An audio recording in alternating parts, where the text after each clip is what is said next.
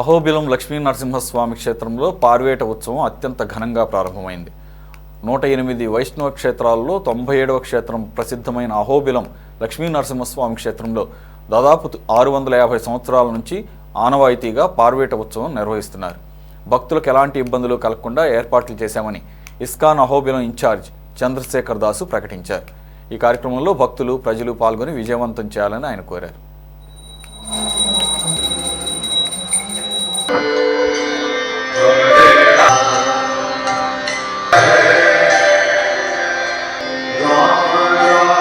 निर्विशेष शून्यवादी पाश्चात्य देश तारम जय श्री कृष्ण चैतन्य प्रभु नित्यानंद श्री अद्वैत गदाधर श्रीवासादि गौर भक्त वृंद हरे कृष्ण पार्वेट महोत्सव चिवरी रोजु संदर्भंगा नरसिंहस्वामी रुद्रवरम नुंची रात्रि 11 गंटल नुंची 12 मध्य लोपल అహోబిలము ఇస్కాన్ అహోబిలం ప్రాంగణానికి చేరుకోబోతున్నారు.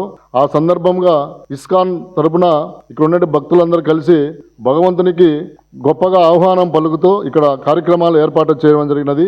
సాయంత్రం 4 గంటల నుంచి భజనలు కీర్తనలు, 6:30కు సంధ్యాహారతి ఉంటుంది, తులసి హారతి ఉంటుంది.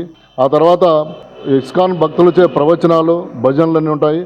ఆ తర్వాత చాగలమరి నుంచి వచ్చే భక్తులచే భజన బృందంచే చెక్క భజన కార్యక్రమం ఉంటుంది. అదేవిధంగా కోలాటాలు ఉంటాయి.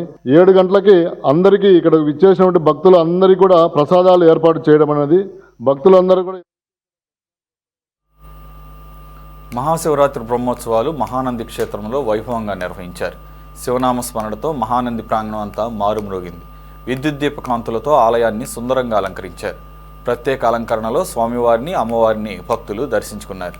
మేళతాళాలతో నందివాహనంపై స్వామివారిని పురవీధుల్లో ఊరేగించారు.